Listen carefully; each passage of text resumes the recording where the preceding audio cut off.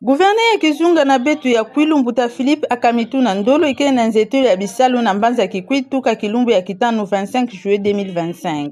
Na nima ya kuyamba yandi na Kikwitu 3 office de route, cortège na yandi imene baka nzila ya tribune ya Kansinga kisika wapi nkangu ya Kikwitu kuisaka kukinga yandi sambu na kuwandinga yandi na tilaka bao. Na ntwala mambu nyonso kuyantika. Tata mère ya mbanza Kikwitu ngia makatiaka abe imene baka ndinga na kuzodila kukwisa ya mbote na tata gouverneur. Na ndambu na yandi tata gouverneur imene futula matondo na mfumu Nzambi, yandi imene pesa diaka matondo na mfumu ya insi Félix Antoine Tshisekedi Tshilombo. Sambu na nyonso ake sala sambu na kutomisa mpelu sasumuko ya Kizunga na beto ya Kwilu. Philippe akamituna imene tubila diambu ya mabengi na ikele bebisa bwala na beto.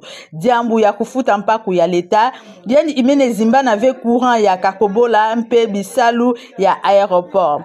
Beto fetele kuzabande, tata gouverneur kulutaka na bagata, bulungu na ntole ya kukwisa na mbanza Kikwitu.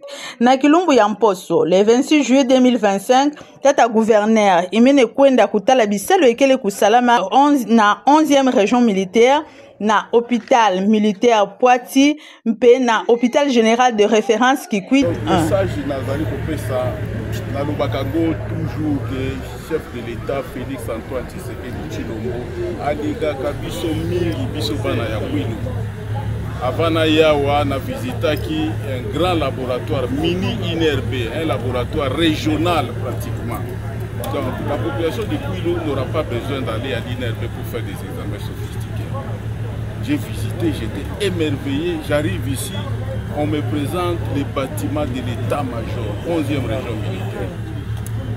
Na Yawa, balakisenga i bâtiment, il y a 11e région militaire, un bâtiment somptueux. Bameminga i balakisenga i hôpital militaire, esengo na esengo. To suki wana te, bameminga i lisusu na hôpital militaire, esengo. Bameminga i lisusu na hôpital général, hôpital onga na Monaka, depuis l'époque coloniale. Bayebisinga babi bazo bakisa 17 bâtiments. Et le nombre de lits va passer de 200 à 630 lits. Donc c'est vraiment extraordinaire. Et de awa na bâtiment, il y a justice militaire, en tout cas la CPLI, nazo senga na bana ya Kwilu. Nazo senga na bana ya Kwilu va continuer à soutenir le président de la République, Fachi Beton Moupanto.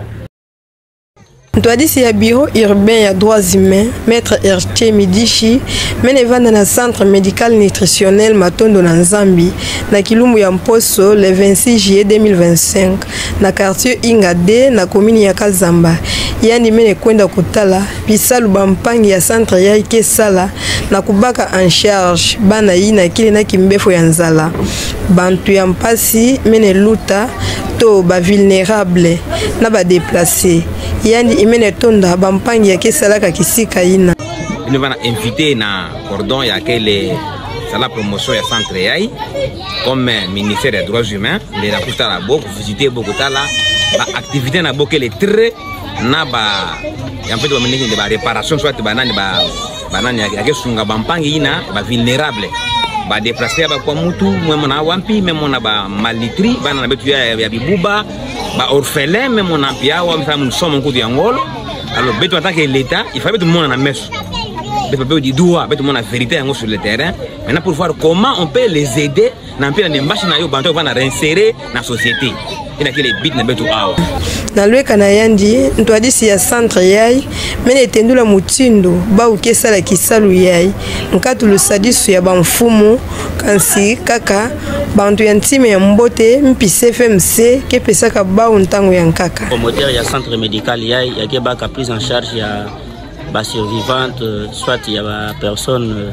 déplacée bete va na horaire na betu na semaine bete baka prise en charge na bo deux fois bete baka mercredi bete baka samedi samedi ya bubu registre bete kuisaka bete tala ba critères ya bana ba ina surtout ya monana bonso ba malnutri kabete mona ndiyake vraiment malnutri modéré parce que bete na bona étape bete baka malnutri modéré chronique il y a une monnaie par exemple na chronicité bete sala transfert direct dans l'hôpital ou soit na clinique et bah une monnaie ka cheve un peu bete so ça pour observer bon dans un premier temps ku di sabo et puis ku pesa bankish comme information bete vina bankish ya bantu ya luzolo ya mbote puis ku pesa betu nani ma ya ku di sa bete dépister pour malaria kana ge na bana yena malaria bete ko sabo na traitement toujours ya mpamba bete di sa bete baka soins médicaux na la personne vulnérable la personne à troisième âge bete baka na ba survivante ba ina me ba me kame kutana na ba attaque ya ba bitumba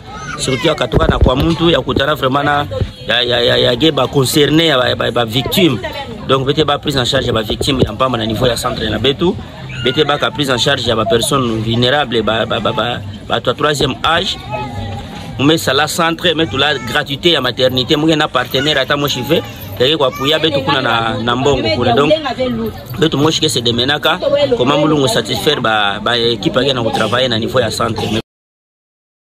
Député national Symphorien Mungala kele na vacances parlementaires na mbasa kikwite na yo yandi mene talu menutete na ba mwangisi sanguto ba journaliste na kilumbu ya mposo le 26 juillet na kisalu ya kesalaka na Assemblée nationale tuka yantika kabisalu samu na nkangu ya mbasa kikwite bo baina kuponaka yandi tete bisalu ya nzila ya kanzombi yina yandi mosiku yantika ka ba démarche na kufinancer ba étude samu bisalu kundimama na luyalu yansi na beto eza bande na campagne musalaka mon comité campagne njira na zombi kenjira na zombi musalama et que je vais faire du bruit sans mon ayo.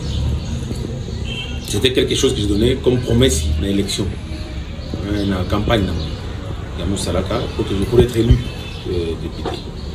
Alors quand je suis allé, je me suis donné cette responsabilité, cette charge pour moi dans Samundjina Salama. Et qu'est-ce que j'ai fait concrètement? J'ai commencé d'abord pour financer par moi-même les études. Il y a Angela Kanzombi. Parce qu'il fallait pour mettre à jour les études, moi je suis Salama Antama.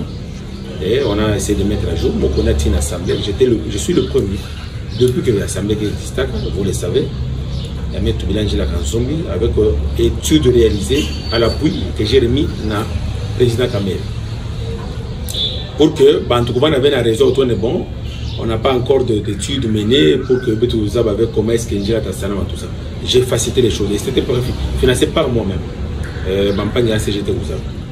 Et là, après, je suis allé voir mon collègue qui est maintenant sénateur, Papi Labila. On a essayé de voir le ministre. On a fait un grand lobbying pour que Njila qu'on va aligner na Bavoyer bien effet Salama Congo. Et aujourd'hui, je suis heureux de vous informer que Njila Kanzombi a été retenu.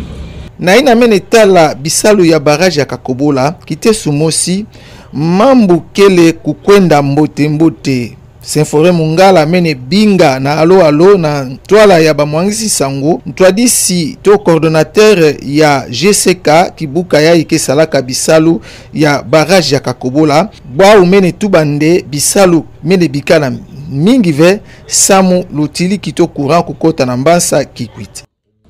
En premier lieu, qui avait instruit à ce que les fonds reçus à ces communes que souvent affecté dans le domaine.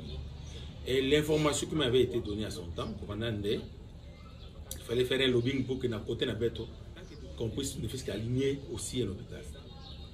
Toujours par le biais de l'emprunt qui est dans le ministère de l'ITP, je suis allé voir le ministre, je pense que Moutoubayo, en 2024, dans le mois de juillet, dans le meeting à Moussala, je remercier la population qui a l'élection. J'avais déjà annoncé aussi que j'avais arraché l'alignement à l'hôpital général et qui s'est allé à Salam. Il y a eu un effectif, d'ailleurs vous qui êtes sur le terrain, ça veut dire que c'est un deuxième pari gagné pour nous. Kusonga na bibuti na kusonikisa bana na ita civile yokele ntu ya dilongi ya lukutakanu ya mbalu ina meni vanda na kitatu le 23 juillet na salle communale ya Kazamba. Lukutakanu yayi meni vanda na ntwadisi ya chef de division ya intérieur ya Kizunga na betu ya Kwilu Mbuta Muntu André Gipuyi.